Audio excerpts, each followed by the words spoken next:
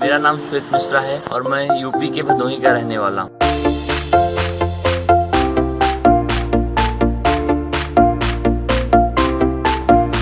और मैंने इस साल 2019 में तीनों मेडिकल एंट्रेंस क्वालिफाई किए हैं, एम्स, जिपमर और NEET along with my boards.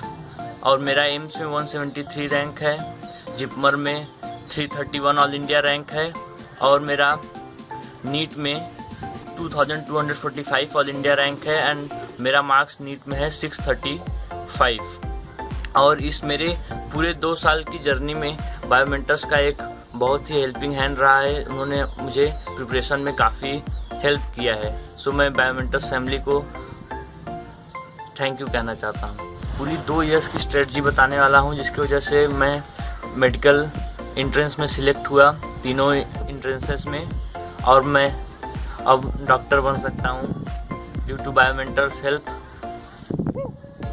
सो मैं आपको अपनी स्ट्रेटजी बताने से पहले ज़रूर बताना चाहूँगा कि always use standard books and do selective questions. आप हमेशा स्टैंडर्ड बुक्स का यूज़ करें बिकॉज आपको मार्केट में बहुत सारी नॉन स्टैंडर्ड बुक्स मिल जाएंगी, बट नॉन स्टैंडर्ड बुक आपको खाली आप अपना टाइम वेस्ट कर देंगे, उसमें आपको उससे कोई हेल्प नहीं होगा। सो मैं आपको अलग अलग सब्जेक्ट की अलग अलग स्ट्रेटजी बताने वाला हूँ। सबसे पहले मैं आपको बायोलॉजी की स्ट्रेटजी बताता हूँ। बायोलॉजी में सबसे ज़रूरी आपके लिए है वो है एनसीईआरटी। नीट में आपके लिए सबसे ज़रूरी एनसीईआरटी है नीट और एम्स के लिए। जिपमर के लिए आपको एक्स्ट्रा मटेरियल रिफ़र करना पड़ेगा बिकॉज जिपमर में एक्स्ट्रा मटेरियल पूछा जाता है। सो एनसीईआरटी को आप ध्यान से पढ़ें तथा उसको कवर टू कवर पूरा एकदम अच्छे से पढ़ डालें जिससे कि आप एनसीईआरटी की एक भी बात न भूलें। और उसमें जितने भी पॉइंट्स दिए हुए हैं at the back of the chapter, at the end of the chapter, आप उनको सबको पढ़ें। बायो में आप एनसीईआरटी बहुत मस्ट है और बायो में आपको एमसीक्यू बहुत ढेर सारे करने चाहिए क्योंकि बायो में जो सिलेबस है वो बहुत ही वास्ट है और उस सिलेबस को कवर करने के लिए आपको ढेर सारे एमसीक्यू करने चाहिए। एमसीक्यू की बुक मैंने दिनेश की रिफ़र की थी क्योंकि उसमें क्वेश्चंस की क्वांटिटी बहुत ज़्यादा और बहुत अच्छे क्वेश्चंस दिए हुए हैं। आप चाहें तो दिनेश की बुक एनिमल किंगडम के लिए एक बार अवॉइड कर सकते हैं, उसके लिए आप बायोमेंटर्स की डीपीपीपी के पे खाली रिफ़र कर सकते हैं क्योंकि उसमें एनिमल किंगडम बहुत ही ज़्यादा और लेंदी दिया हुआ है। और मैं आपको कहना चाहूँगा कि आप हमेशा एक स्टैंडर्ड बुक अपने रेफरेंस के लिए ज़रूर रखें ड्यूरिंग योर स्टडीज़ और आप बायोमेंटर्स पे अपना बायोलॉजी कंप्लीट करें by doctor Geetendra sir. So standard book आप जो अपने रेफरेंस के लिए हमेशा एज अ पीडीएफ फॉर्म भी आप रख सकते हैं, वो है कैम्बेल्स बायोलॉजी। इसको आप रखें और जब भी आपका कोई चैप्टर में कोई डाउट फंसे या फिर किसी चैप्टर को आपको एक्स्ट्रा कवर लेना हो जैसे सेल है तो उसमें आप उसको रिफ़र कर सकते हैं। और जो आपका बायोलॉजी में सबसे 3 मेन चैप्टर्स हैं जिनमें एक्स्ट्रा इन्फॉर्मेशन पूछी जाती है ज़्यादा से ज़्यादा। एक है ह्यूमन फिजियोलॉजी, एक है जेनेटिक्स और तीसरा है सेल। इन तीनों में एनसीईआरटी के बाहर के क्वेश्चंस ज़्यादातर पूछे जाते हैं। और एनाटॉमी, मॉर्फोलॉजी, इन सब के लिए आप एनसीईआरटी को ही रिफ़र करें बिकॉज मॉर्फोलॉजी है तो बहुत बिग, उसमें बहुत सारी फैमिलीज़ हैं, लेकिन पूछा जो आपसे जाएगा वो खाली एनसीईआरटी से पूछा जाएगा। और मैं आपको इसके बाद अपनी बताना चाहता हूँ केमिस्ट्री की स्ट्रेटजी। केमिस्ट्री में आपको तीनों पार्ट्स के लिए अलग अलग अप्रोच रखनी होगी, फिजिकल, इनऑर्गेनिक और ऑर्गेनिक। आपको तीनों के लिए अलग अलग अप्रोच रखनी चाहिए। फिजिकल के लिए आपको ज़्यादा से ज़्यादा क्वेश्चंस पे फोकस करना चाहिए। फिजिकल में थ्योरी उतनी ज़्यादा इंपॉर्टेंट नहीं है जितनी ज़्यादा उसमें क्वेश्चंस इंपॉर्टेंट हैं। सो आपको एक अच्छी सी बुक फिजिकल की रिफ़र करनी चाहिए फॉर थ्योरी और प्रैक्टिस। और थ्योरी के लिए आप चाहें बायोमेंटर्स पे अपना देख सकते हैं और प्रैक्टिस के लिए आप अपने पास या एन अवस्थी की बुक रखें। जैसे मेरे पास थी तो वो एन अवस्थी की बुक थी फॉर जे एडवांस, तो वो जे एडवांस के लिए बुक थी, लेकिन फिजिकल का लेवल हर जगह लगभग वही रहता है। सो आप एन अवस्थी की बुक को यूज़ करें। और इनऑर्गेनिक के लिए आपको अप्रोच थोड़ा सा बायो की तरह रखना पड़ेगा और बार बार उसका रिवीजन करना होगा। सो आप उसमें शॉर्ट नोट्स बनाएं और अपना उसमें जो भी और मेनली उसमें एनसीईआरटी पे फोकस करें और सॉल्ट एनालिसिस अपने प्रैक्टिकल से कर लें। और आप चाहें तो इनऑर्गेनिक में जेडी लीव की बुक को एज ए रेफरेंस हमेशा रखें, जिसमें अगर आपको किसी भी चैप्टर में एक्स्ट्रा ये चाहिए जैसे पी ब्लॉक में आता है तो उसमें आप जेडी लीव को रिफ़र करें। और ऑर्गेनिक के लिए मस्ट है कि आप दोनों फिजिकल और इनऑर्गेनिक दोनों के दोनों के बीच की अप्रोच अपनाएं। और फिजिकल के लिए आप ऑर्गेनिक के लिए अपने शॉर्ट नोट्स भी बनाएं।